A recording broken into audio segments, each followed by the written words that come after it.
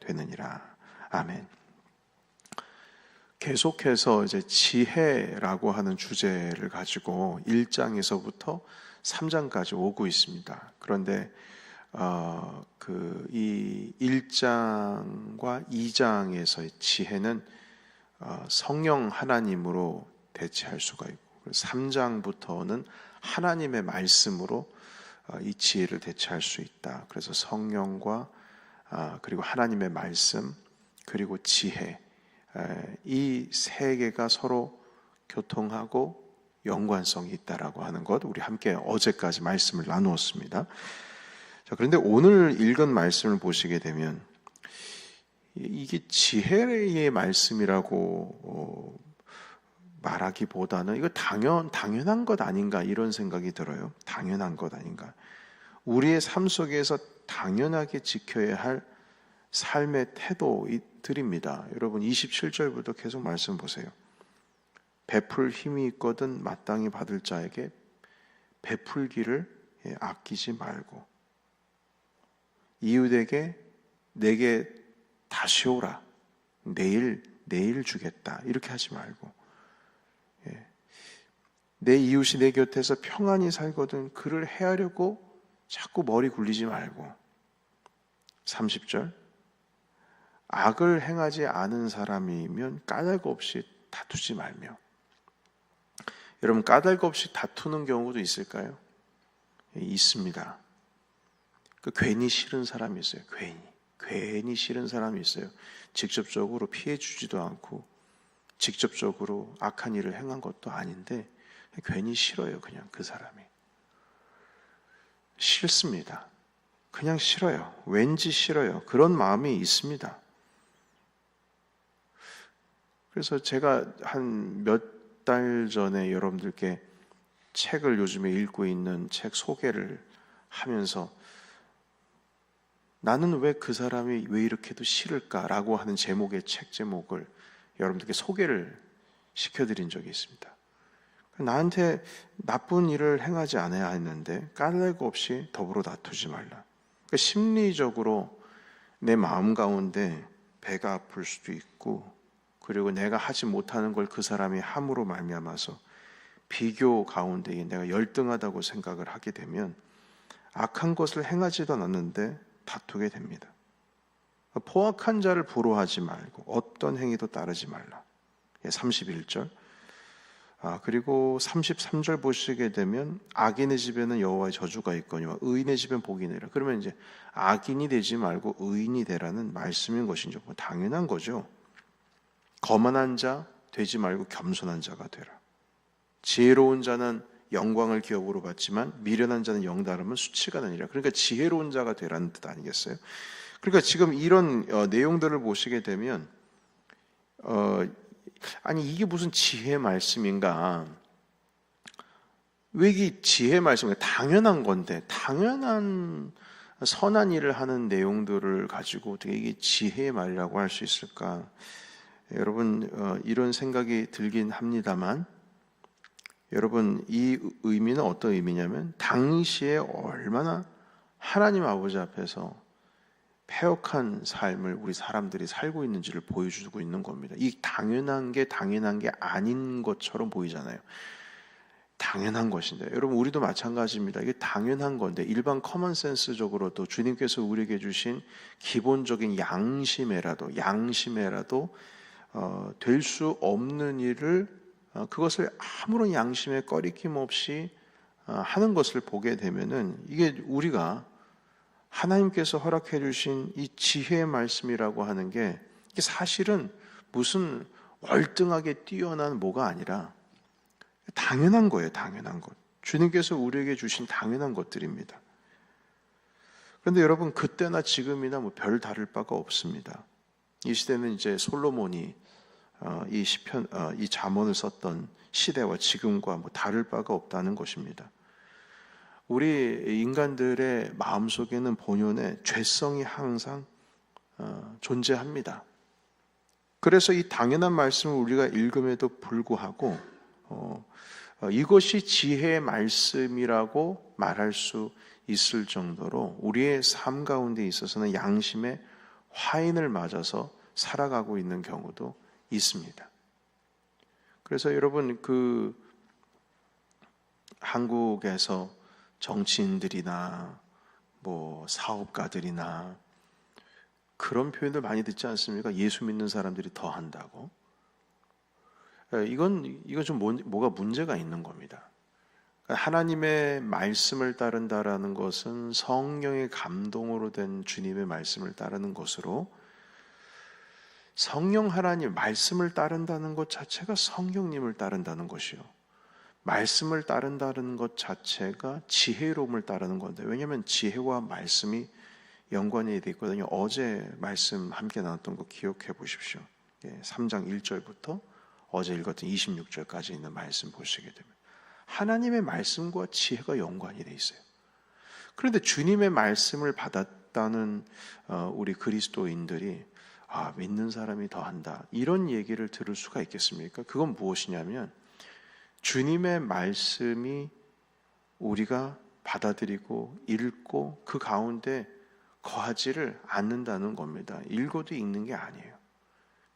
그 말씀은 있는데 성령 하나님께서 내 안에 이 말씀을 통해서, 그러니까 한마디로 그리스도인들이 말씀을 통해서 살아가고 있지를 않는다는 겁니다. 이게 하나의 요식 행위예요.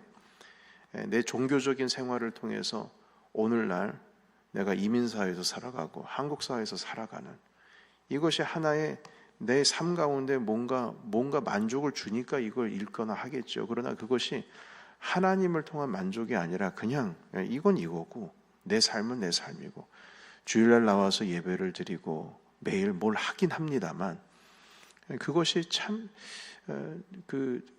일반적인 기본적인 상식상에 있어서는 맞지가 않다는 것이죠. 여러분 기억나십니까? 근래에 한국에서 만들고 있는 드라마들을 이렇게 보시거나 영화를 보시게 되면 항상 그 가운데에 악한 역할이 아니라 비도덕적이고 비윤리적인 행동을 행하고 있는 사람들 중에 항상 예수 믿는 사람들이 있거나 아니면 종교인이 있습니다. 목사들이 있다는 거죠. 그러니까 비꼬듯이 이렇게 예술을 작품을 만드시는 분들이 그렇게 접근을 하고 있다는 거예요. 그 의미는 무엇이냐면 현 시대의 시절을 지금 보고 있다는 것입니다. 그러나 여러분 이 내용을 보시게 되면 이게 당연한 겁니다. 그러니까 여러분 그리스도인들은 당연한 걸 할 줄 아는 사람들이 그리스도인입니다. 충분히 그래야 됩니다. 여러분 하나님께서 우리에게 무슨 거한 거를 우리에게 보여주시는 게 아니에요. 지혜라고 하는 것이 무슨 우리가 범접하지 못할 것이 아닙니다.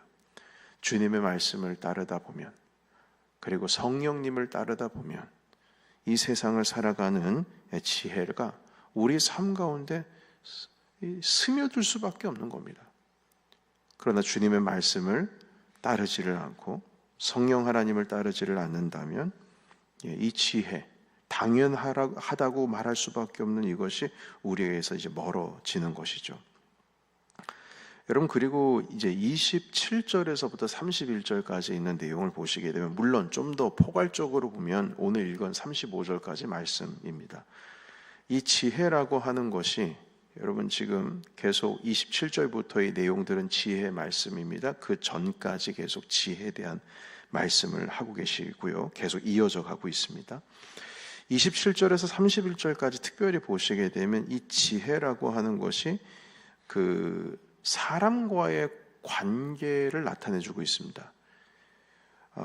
그러니까 지혜라고 하는 것이 어떤 세상을 바라보는 관점이라든지 어떤 일을 해결할 수 있는 방법을 깨닫는다든지 어떤 어려움을 뛰어넘을 수 있는 어떤 해안이 있다든지 이런 개념으로서의 지혜가 아니라 27절에서 31절까지 있는 말씀을 보시게 되면 관계 속에서 벌어지고 있는 지혜입니다.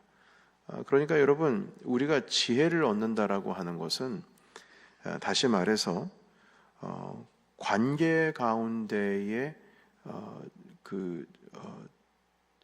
성공하는 사람들에 대한 이야기를 지금 말씀하고 있는 겁니다. 여러분 우리가 지혜를 얻는다고 했을 때 관계 가운데서 얻어야 됩니다. 이게 오늘 주님께서 주신 말씀이에요.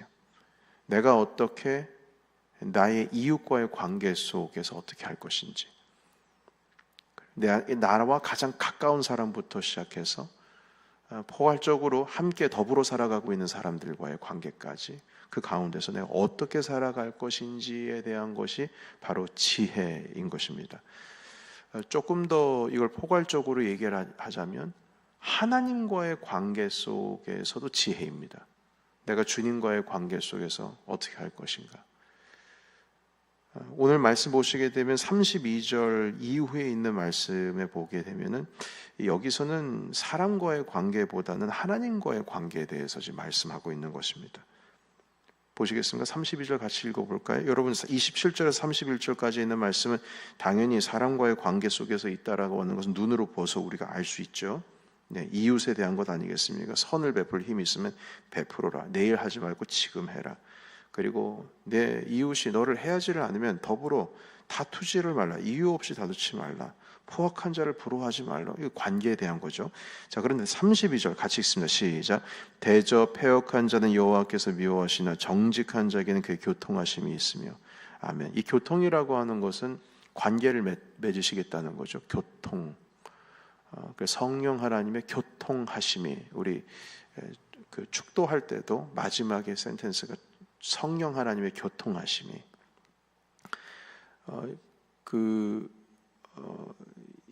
이 교통이라고 하는 것은 하나님께서 그 사람을 신뢰하고 그 사람과 함께 만나겠다는 뜻입니다.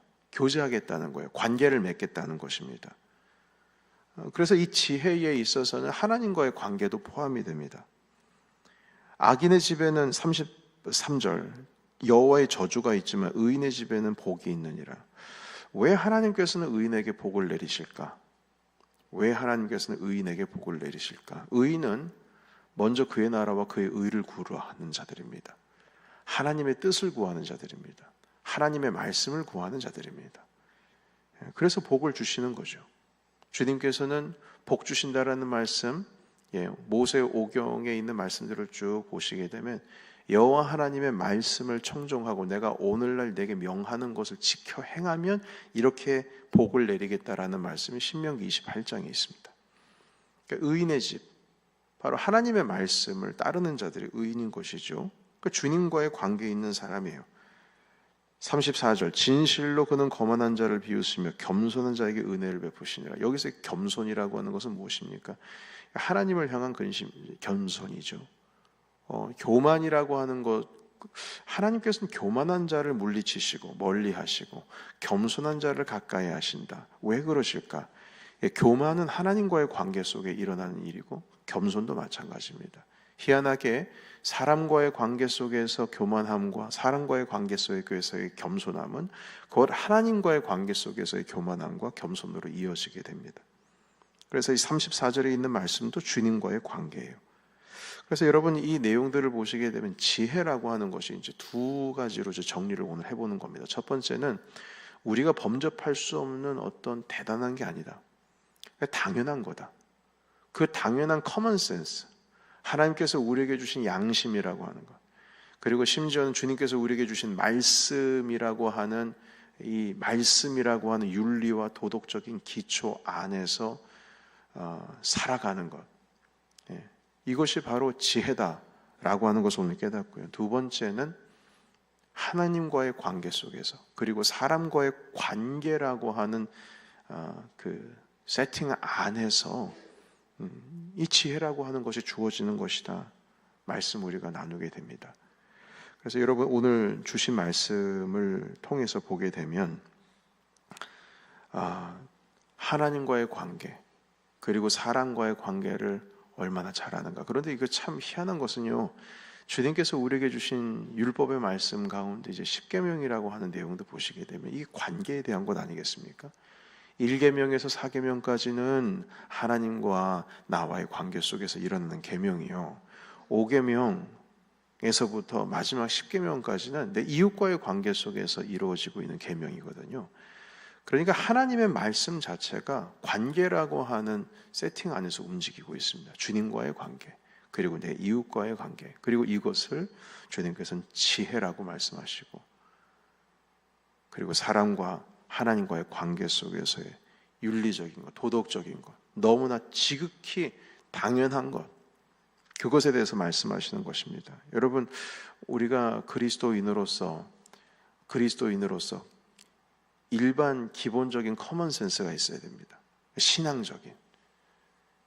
신앙적인 상식이 있어야 된다는 거. 이게 상식이라고 하는 것은 지식을 안다는 게 아니라 성품적인, 관계적인 그것들이 있어야 된다는 것이죠.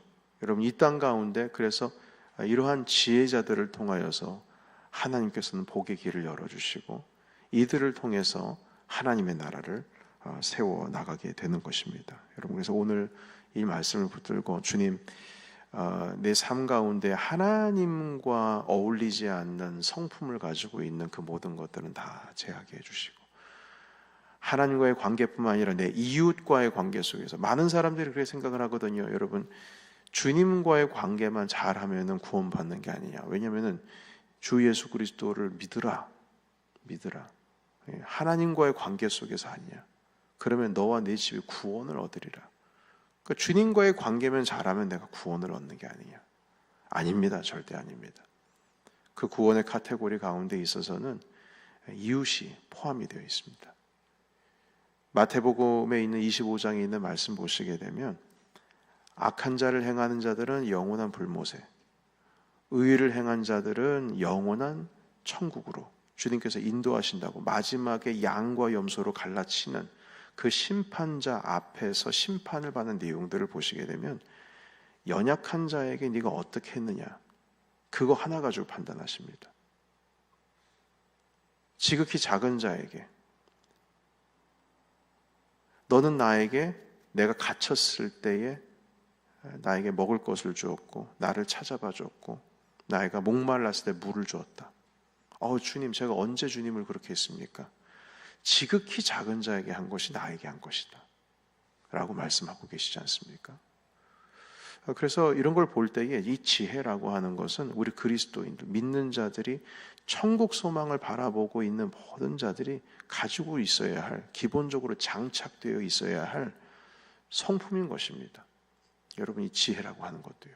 그래서 오늘 이 말씀을 가지고 하나님, 우리가 그리스도인으로서 하나님의 자녀로서 이 땅 가운데 하나님과의 관계 속에서, 그리고 내 이웃과의 관계 속에서 참된 지혜자가 되게 하옵소서. 참된 지혜자가 되게 하옵소서. 이 마음으로 이 아침에 우리 함께 이 말씀을 통해서 은혜 받으시기를 예수의 이름으로 축복합니다. 우리 기도하겠습니다. 하나님,